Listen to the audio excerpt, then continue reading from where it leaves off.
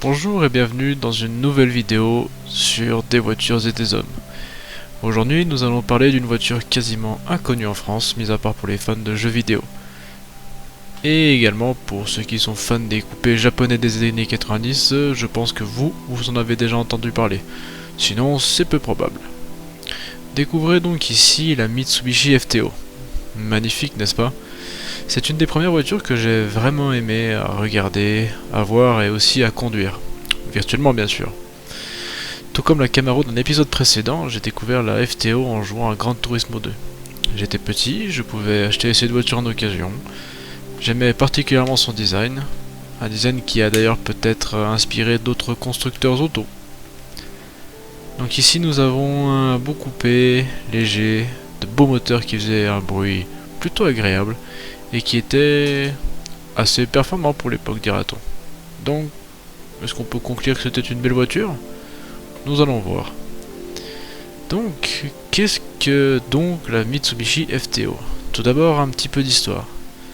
La marque Mitsubishi a toujours été connue dans son passé pour des véhicules un petit peu racés, typés sportifs. Vous avez déjà sans doute entendu parler de la Lancer Evolution, de la Galant, de l'Eclipse ou de la 3000 GT.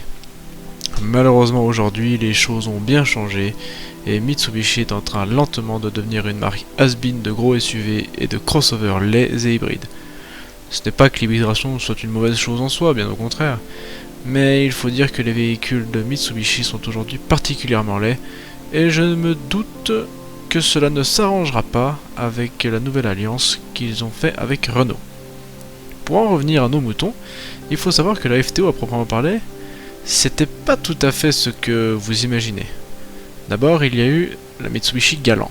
Et dans la Mitsubishi Galant, qui était un véhicule typé familial, une petite berline de famille, il y avait le modèle FTO, qui veut dire Fresco Turismo Omologato. C'était donc une voiture de tourisme. Et cette Galant a été produite dans les années 70. Bien plus tard, à la recherche d'un nouveau coupé, les ingénieurs de Mitsubishi lancent en 1994 un concept car qui deviendra donc la FTO en modèle coupé. Et ce qui change des coupés japonais qui ont pu sortir dans les années 90 tels que la Supra ou la R33 ou la R34, c'est que la FTO fut une traction. Et qu'est-ce que vous aviez dans cette petite FTO alors? Vous aviez le choix entre deux types de moteurs, un 4 cylindres en ligne ou un V6. La puissance allait de 125 petits chevaux pour la version GS avec son 4 cylindres en ligne de 1,8 litre. Puis vous pouviez avoir le V6 avec d'abord 170 chevaux dans la GR.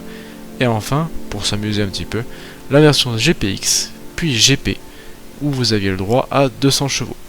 Le 0 à 100 était réalisé en 6 secondes 9 pour ce dernier moteur, ce qui pour l'époque était tout à fait honorable.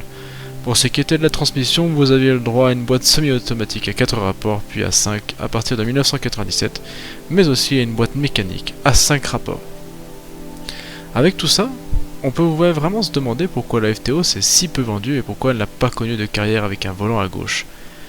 Eh bien, il existe plusieurs raisons à cela. Tout d'abord, peut-être que Mitsubishi a voulu tester d'abord les marchés anglo-saxons, dira-t-on, vu qu'on déjà le volant à droite, c'était moins difficile à mon avis à fabriquer.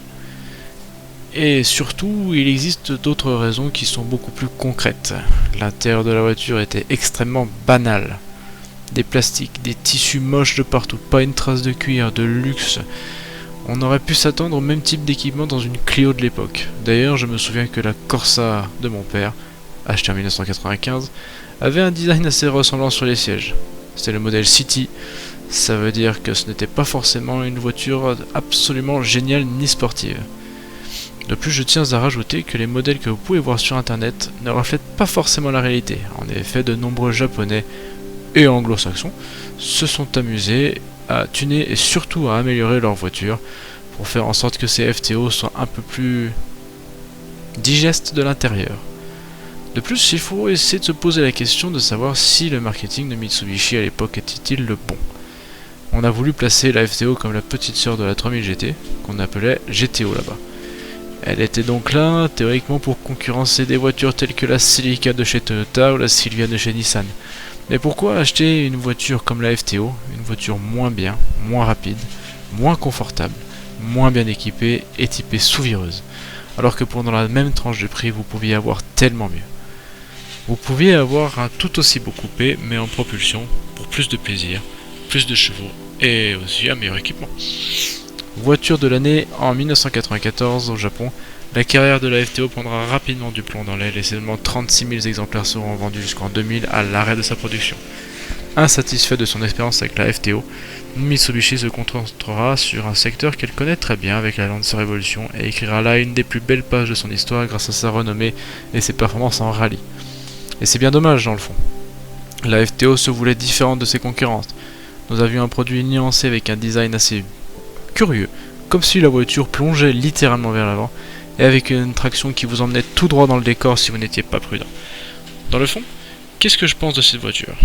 Pour moi, c'est un immense regret, un immense échec de quelque chose qui aurait pu être si bien, un petit coupé pas très cher, performant.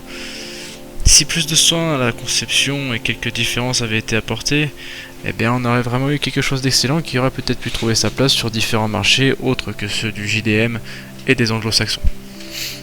À la place d'avoir une voiture performante et bien équipée, on se retrouvait avec quelque chose de très banal comme si vous aviez en fait acheté une Mirage de ce Mitsubishi.